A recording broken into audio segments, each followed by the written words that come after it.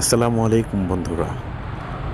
আজকে আমি বের হয়েছি সেই লেভেলের কিছু প্যারা নিয়া, বস্তা ভরা অনেকগুলি কাজ বলতে পারেন। অর্থাৎ আমি আজকে যাব হচ্ছে ওই বিআরটিতে, মিরপুর বিআরটি না, এটা হচ্ছে উত্তরার বিআরটি। সেখানে আমার এই নতুন বাইকের আমি কাগজ করতে দিছি। আবার যাওয়ার সময় বাসার কিছু কাজ হাতে ধরায় দিল। তো প্রথমে আমাকে কিছু কারেন্ট বিল দেওয়ার জন্যে ব্যাংকে যেতে হবে। তো মাউনা চৌরাস্তায় গিয়ে আমি কারেন্ট বিলটা দিব। দেন আবার আরও কিছু কাজ আছে, সেটা হচ্ছে ব্যাংক থেকে কিছু টাকা তুলতে হবে। এটা আমার বাসার কাজ, এটা পার্সোনালি আমার কাজ না। তো মাউনা চৌরাস্তায় কারেন্ট বিল দেওয়ার পর আবার আমাকে যেতে হবে শ্রীপুর। সেখান থেকে টাকা কালেক্ট করার পর আমার বাসায় রেখে দেন তারপর যেতে হবে উত্তরা। আমরা চলে আসছি মাওনা চৌরাস্তা, আর আমি এখন ব্যাংকে যাব, বিলটা দিব, দেন ওইখান থেকে আবার শ্রীপুর যেতে হবে।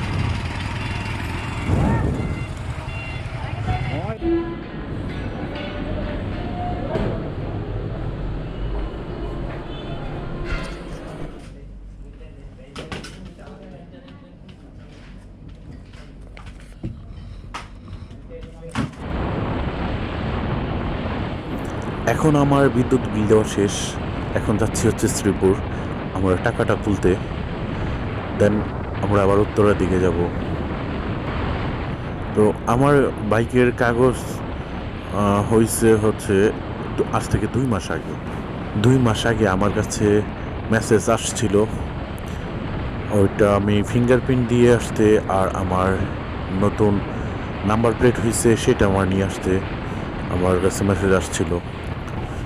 বাট মেসেজ আসার পরও আমার ভিতর এই জিনিসটা আনার জন্য একটা কি বলে ওই রকম ফিলিংস কাজ করে নাই। কী জন্য করে নাই সেটা বলতে পারছি না।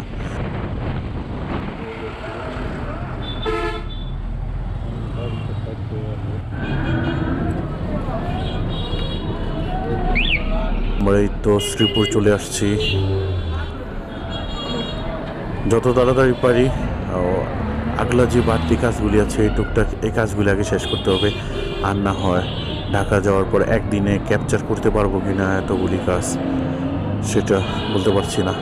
তাই দ্রুতই করতে হবে, টাইম লস করা যাবে না কোথাও। ব্যাংকের এখানে প্রচণ্ড জ্যাম, এত লোকজনের ভিড় কেন বলতে পারছি না। সম্ভবত আজকে হচ্ছে ভাতা দিচ্ছে তারা, কৃষি ব্যাংক যেটা সেটা এই সময়ে ভাতা দেয় বৃদ্ধদেরকে, আর এই জন্য এত জ্যাম এখানে। ভাই এই জায়গায় এত ভিড় কে?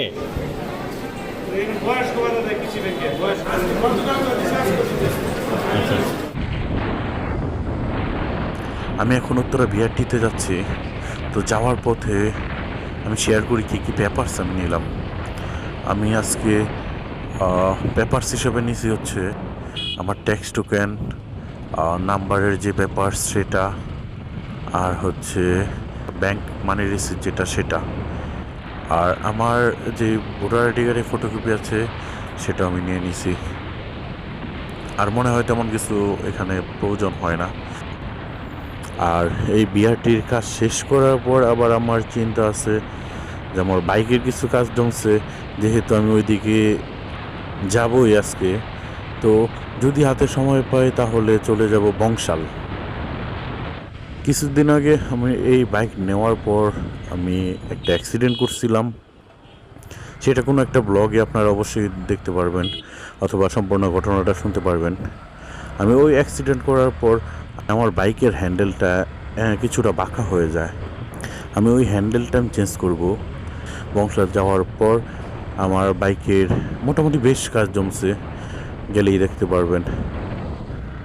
মজার ব্যাপার হচ্ছে বংশালে আমার জানা অনুযায়ী রেটটা সকল পার্সেন্ট একটু কমে পাওয়া যায়।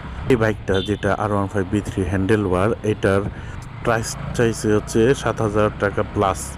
এটা যদুপুর চৌরাস্তা একটি সার্ভিসিং সেন্টারে। আর ক্লাস প্লেটের যে সেটটা সেটা চাচ্ছে তারা হচ্ছে 4500 টাকা। বংশালে গিয়ে দেখি তারা কীরকম প্রাইস চায় বা কীরকম প্রাইস আমি করাইতে পারি।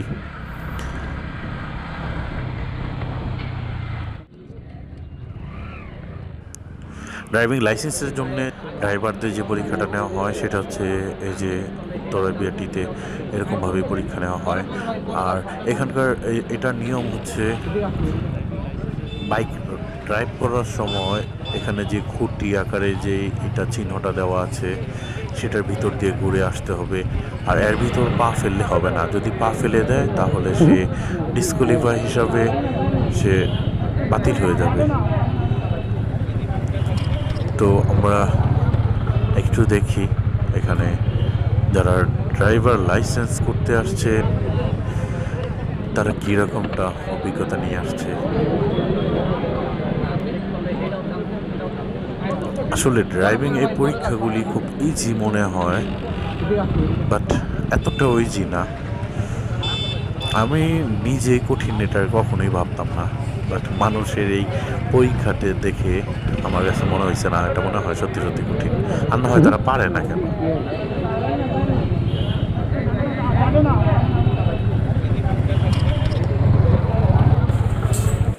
আমি ভোটার আইডি কার্ডের মূল কপি জানি না, এই জন্য প্যারা পাই 3-4টা জায়গায় আমি ঘুরছি জাস্ট শুধু ভোটার আইডি কার্ডের মূল কপির জন্য।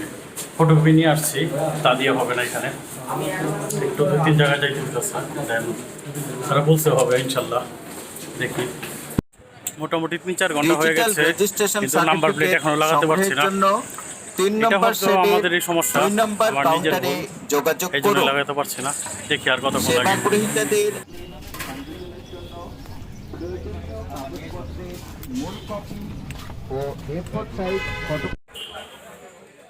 অ্যাটলিস্ট আমিও আমার বাইকের নাম্বার প্লেট পাইলাম। আর মোটামুটি 3 ঘন্টা 3.5 ঘন্টা মতো সময় লাগছে, যদিও সেটা আমার কারণে হয়তো সময়টা লাগছে, এতটা লাগার কথা ছিল না। আর ওরা নিরলস চেষ্টা করছে, তারা কাজে কোনো রকম ফাঁকি দেয় নাই। এটা স্বাভাবিকভাবে এটা প্রসেস, এরকমই সময় লাগে হয়তো, সেটাই বড় কথা। যাই হোক, অ্যাটলিস্ট আমি আমার বাইকের নাম্বার প্লেট লাগাইতে পারছি, এটা আনন্দ লাগছে।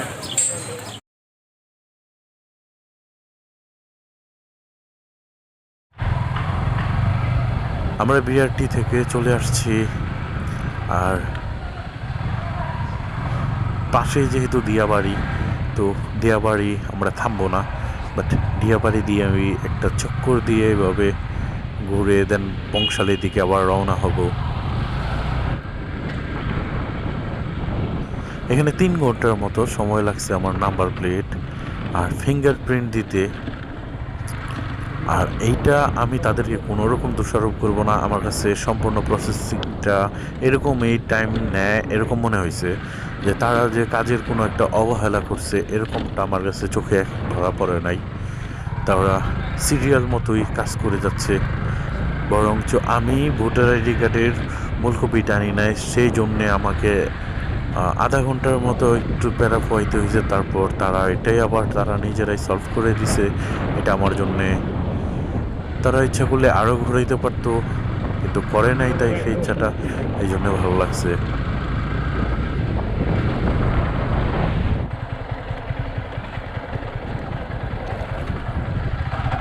ঢাকা শহরের যে জ্যামজট আছে সেগুলি থেকে একটু স্বস্তি নিয়ে দিয়াবাড়িতে ঘুরে গেলে হয়তো ভালো লাগতে পারে, আলহামদুলিল্লাহ। আর মোটামুটিভাবে একটু স্বস্তি নিয়ে এখানে একটু সময় টাইম পাস করতে পারবেন, যেটা জীবনে একটা স্মৃতি হয়ে থাকতে পারে ছোটোখাটো, যে না সে এরকম একটা পরিবেশে গেছে, ভালো লাগছে, বসেছিলাম, এই তো আর কি। বাট আমি আমার কোনো পরিবার পরিজন নিয়ে আসি না এখানে। আমার পিছনে আছে জামরুল ভাই, সে পিলিয়ন হিসাবে আছে, আজকে তার বাইকটা নিয়ে আসে নাই। তো এই 2 জন আসছি, এদিক দিয়ে ঘুরছি, তো কোথাও বসবো ফুচকা খাবো এরকম কোনো টাইমেও আসি নাই। এখন মোটামুটি দুপুর টাইম, বিকেল হয় নাই, সো এখানে তেমনভাবে কোনো খাবার দাবারের ব্যবস্থা নাই। বিকাল টাইমে হয়তো এখানে আরও জমজমাট হইতো, তখন না হয় 2-4-5 মিনিট এখানে বসা যেত ফ্যামিলি ছাড়াই, বাট এখন এতটা ফিল হবে না, চিলও হবে না। সুতরাং সরাসরি চলে যাব আবার আমরা বংশাল দিকে। কারণ গাড়ির কাজটা করানো দরকার। সুতরাং এখানে টাইম ওয়েস্ট করব না, আশেপাশের একটু ঘুরি চারদিকটা। الرحمن علم القرآن خلق الإنسان علمه البيان الشمس والقمر بحسبان والنجم والشجر يسجدان والسماء رفعها ووضع الميزان ألا تطغوا في الميزان وأقيموا الوزن بالقسط ولا تخسروا الميزان والأرض وضعها للأنام فيها فاكهة والنخل ذات الأكمام والحب ذو العصف والريحان فبأي آلاء ربكما تكذبان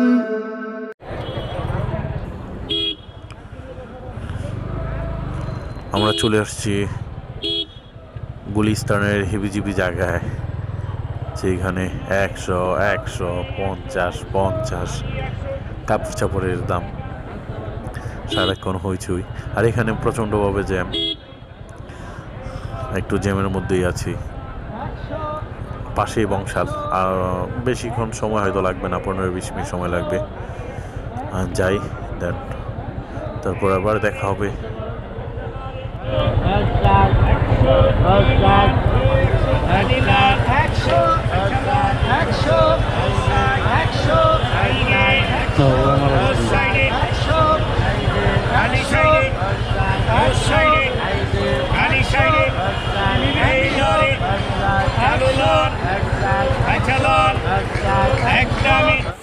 অ্যাটলিস্ট আমরা বংশালে এসে গেছি।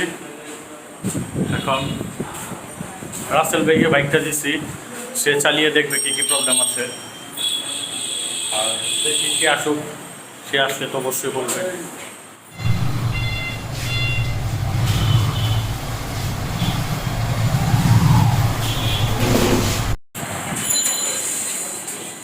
কী হলো, কী কী প্রবলেম কম? আপনি হ্যান্ডেল বার আগে চেঞ্জ করছেন। আচ্ছা, আগে হ্যান্ডেল বার চেঞ্জ করুন, তারপর আর কি? গাড়ি কি করেছেন এটা বলুন। কিছুই করায়নি, সার্ভিসিং করেছেন? গাড়ি কিছুই করে না, গাড়ি সার্ভিসিং হ্যাঁ করেছি। হ্যান্ডেল বারলে রাসেল ভাই আমার ফ্রেন্ড, সেই জন্য এখানে আসছি। দেখি রাসেল ভাই আমার গাড়িটার কাজ ভালো করে দিবে ইনশাল্লাহ। আশা করি আমি যে পারফরমেন্স আগে পেতাম সেটা আমি নেক্সট টাইমেও পাবো। আর এখন গাড়ি নিয়ে বের হলেই তো সাথে সাথে আপনারা জানতে পারবেন।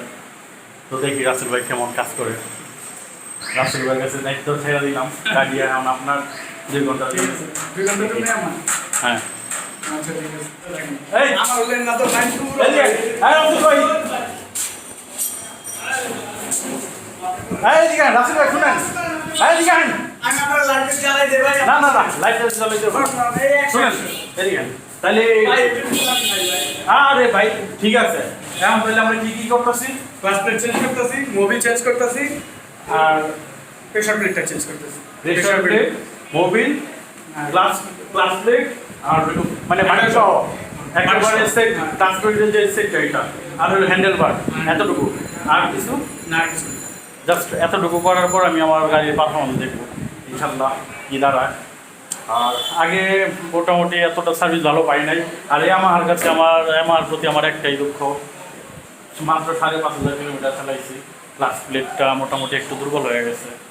এটা বুঝলাম না, এটা অন্য কারো বেলা হয় না, আমার বেলায় হইলো, হয়তো লাখ খারাপ। দেখি এখন লাগাই দেখি আগের পারফরমেন্সটা পাই কিনা, দেন পরবর্তী আর আসলে ব্যাপক কাজ করে দেখি আজকে। না খান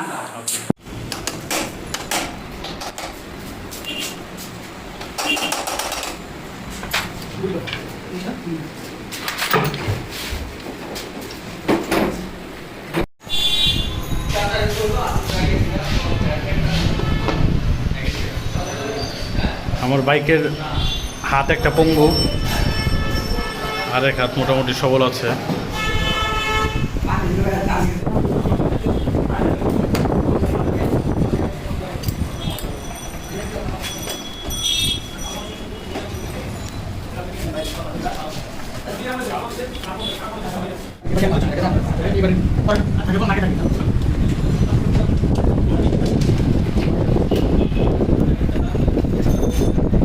একটাই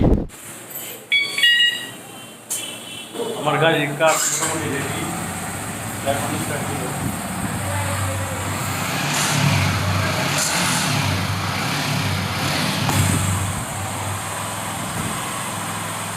আর একটি বড় ব্যাপার হচ্ছে, আমি গাজীপুর থেকে এই হ্যান্ডেল দুটার দাম করছিলাম, তারা 7,000 টাকা চাইছে, আর এখানে এসে আমি 1700 টাকা দিয়ে পাইছি। একই জিনিস, এক জায়গায় 7,000, আর এক জায়গায় 1700, কতটা ডিফারেন্ট। এই জন্য এই বংশালাটা। আর গ্লাস বাটি সহকারে তারা দাম চাইছিল হচ্ছে 5,000 টাকা, আর এখানে আমি 2500 টাকায় দিতে পারছি। তো বাহির থেকে হয়তো করালে দামটা একটু বেশিই নেয়, আর এই জায়গায় বংশাল যেহেতু কী বলে বাইকের জন্য সবচেয়ে সেরা তো বংশালই টাকার মধ্যে না, তো এই জন্যে বংশালা বেশি গাড়ি বাইক সার্ভিসিং করানোটা অনেক ভালো।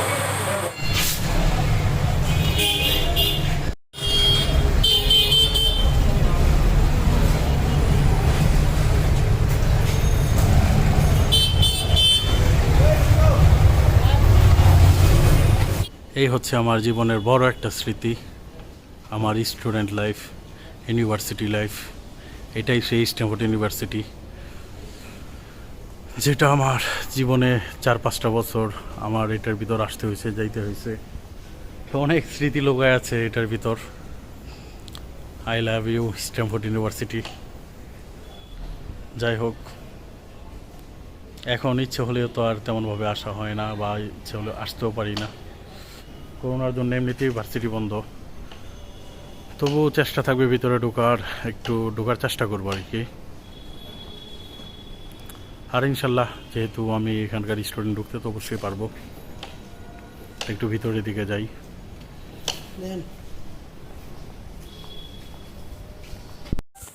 অনেকদিন পর আমার ভার্সিটিতে ঢুকলাম, তো মৌচাক দিয়ে যাচ্ছিলাম, তো হঠাৎ মনে পড়লো ভার্সিটির কথা, অনেক মনে পড়লো। অনেক কষ্ট লাগতেছে এখানে এসে। স্টুডেন্ট লাইফটা অন্যরকম ছিল, এখন আর স্টুডেন্ট নাই। তো ওই দিক দিয়ে আসতেছিলাম, দেন মনে পড়লো যে না, একটু ভার্সিটির সামনে যাই। তো ভার্সিটির সামনে এসে গেটটার দিকে তাকাইলাম, অনেক একটু স্মৃতি মনে পড়তেছে বিভিন্ন। তো বিল্ডিংগুলি দেখলে কেমন লাগে বুঝাইতে পারো না, ভাষা নাই। খুব কষ্ট লাগছে, মনে হইতেছে আবার ভর্তি হই, আবার অনার্স করছি, ঠিক আছে আবার করি এটাতে। জামাল ভাই, ভার্সিটিটা কিন্তু ওই এর পিছনে কিন্তু অনেক সুন্দর, অনেক জোস। ওইদিকে যেহেতু তাদের এখানে লোকজন নাই, তো রাতের বেলা তাদের এরকম রুলস নাই, আমাকে তারা ঢুকতে দিচ্ছে, এটাই তো আলহামদুলিল্লাহ। ঢাকার মধ্যে খুব সুন্দর একটা প্রাইভেট ইউনিভার্সিটির মধ্যে এটা একটা, কারণ এটা তার নিজস্ব জমি, এই মালিকের। এই 5টা লাইব্রেরি, এই ভবন, এটা ভবন, এটা ভবন, এই সাইডে একটা বড় ভবন। প্রাইভেট ইউনিভার্সিটিগুলো সাধারণত এত বড় হয় না। মালিবাগ, মৌচাক, সিদ্ধেশ্বরী, এখানে যে স্ট্যানফোর্ড ইউনিভার্সিটিটা আছে, এটা ঢাকার আশেপাশে যতগুলি প্রাইভেট ইউনিভার্সিটি আছে মোটামুটি সবচেয়ে বড়ই বলা যায়, বা খুব সুন্দর একটা প্লেস। আচ্ছা, অনেকটা লেট করে ফেলছি, তাহলে আবার চলে যাই। আমার পিলিয়ন হয়ে আজকে আমার সাথে জামরুল ভাই আছে। জামরুল ভাই, ভার্সিটিটা কেমন দেখলেন? অনেক সুন্দর, সত্যি সুন্দর, মন থেকে বলবেন? মন থেকে অনেক সুন্দর, পরিবেশটা আরো সুন্দর। সত্যি সত্যিই পরিবেশটা সুন্দর।